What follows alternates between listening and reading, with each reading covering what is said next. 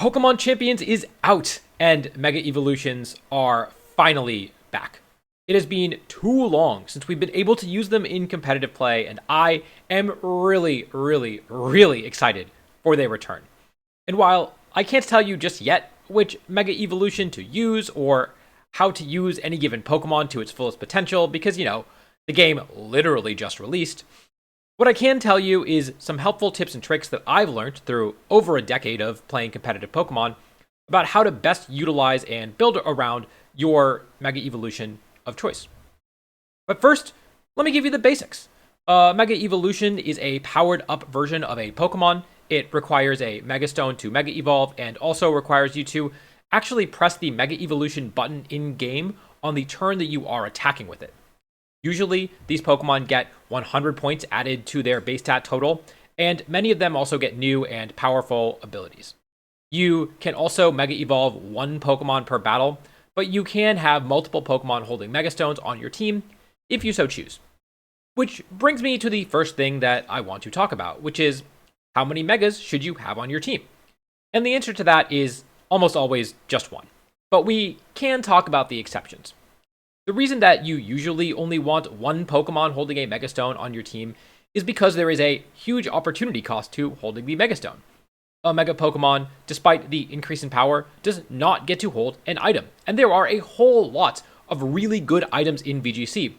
So if you have to bring a Pokemon holding a Mega Stone to a battle and not Mega Evolve it, because maybe you brought a second Mega Pokemon that you want to Mega Evolve, then you are missing out on the benefit of a generally really powerful item on that Pokemon.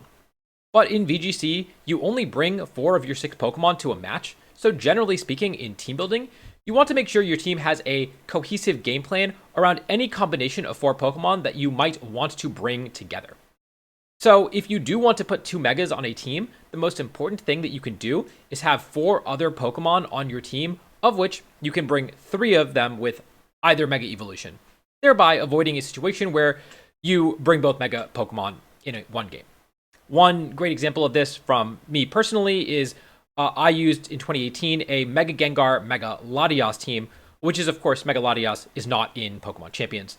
But in 2018, as well as probably right now, Mega Gengar teams had a big weakness to Sun teams built around Mega Charizard Y, but Mega Latias was really good against that specific team.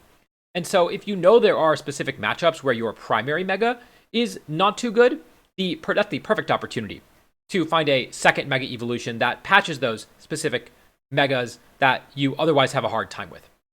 I also want to point out that James Beck top cut the World Championships back in 2019 with no Megas on his team, but that was a very high power level format with Pokemon like Groudon and Kyogre legal, so he had other powerful options to choose from.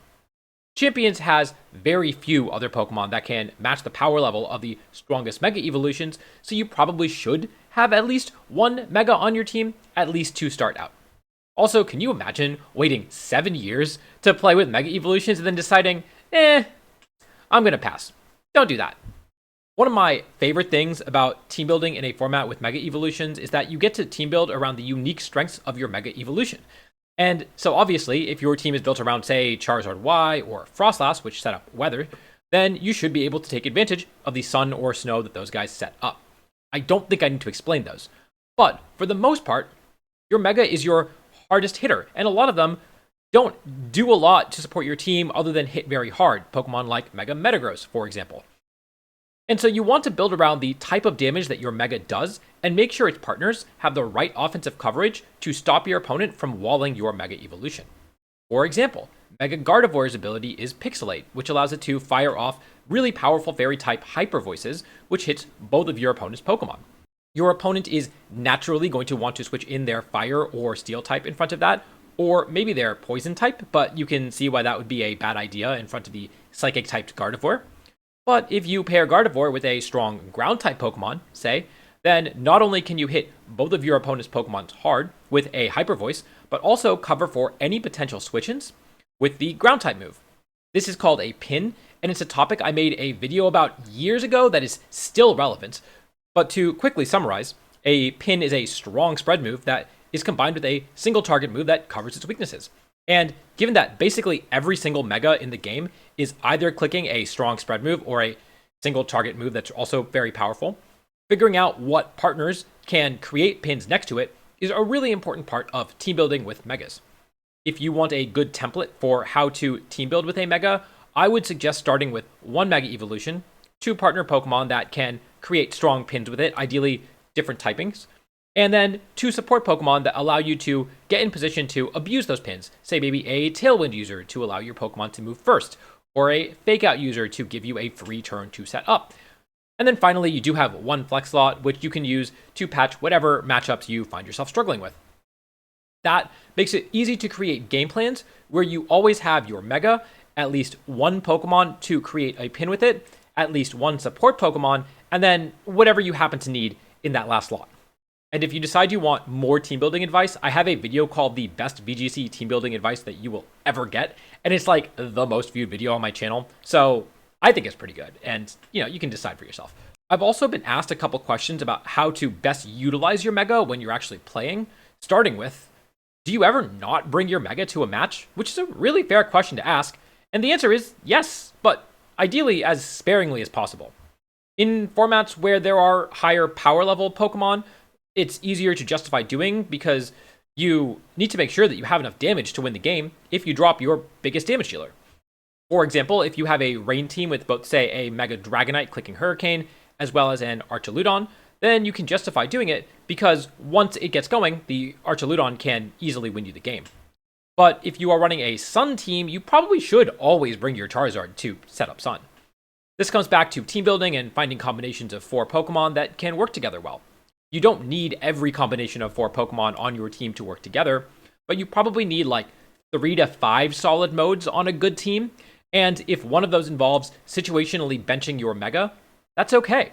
But remember that this is probably the strongest Pokemon on your team, so I personally would rather build my teams in a way where I can always bring my Mega Evolution and can cover for its weaknesses with my other Pokemon, or maybe add a second Mega if I'm finding that hard to do in some specific cases. I've also been asked questions like, should I always Mega right away? Or should I always lead my Mega Pokemon? And again, both of those are very team and context dependent. But let's talk about that context, because usually I will Mega my Pokemon right away. For a Pokemon like Gengar, there's basically no downside to doing that. On the other hand, Gyarados will often choose to not Mega right away because it has Intimidate, which it might want to use more than once in a battle. Similarly, it loses its flying typing for a dark typing, which in some matches can be a negative thing. So sometimes you want to prioritize knocking out your opponent's fighting or ground type Pokemon and then Mega Evolve your Gyarados. But it's worth remembering that you do get a whole lot of stats, both in bulk and damage output, when you choose to Mega Evolve. So if you need to switch in your Mega before it's Mega Evolved, either because you didn't lead it or because you switched it out before you Mega'd, then you are going to take a lot more damage when you switch it back in. Again, barring something like Intimidate going off.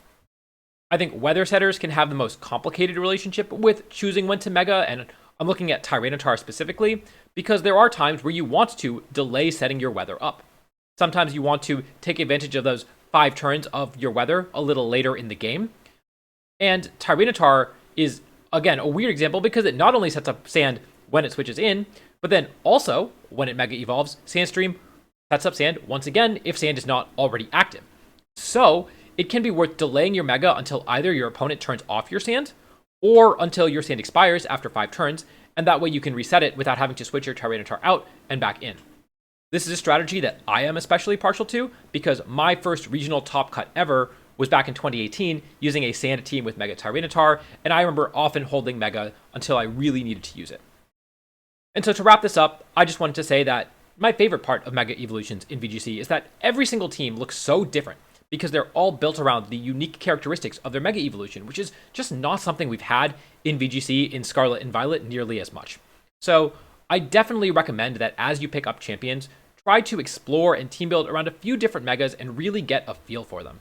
And feel free to drop any questions you might have about Megas in the comments, and I'll try to answer them, or maybe even make a follow-up video to this one, answering more of your questions.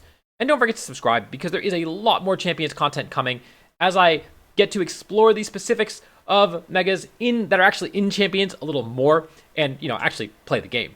And with that, I will see you all next time.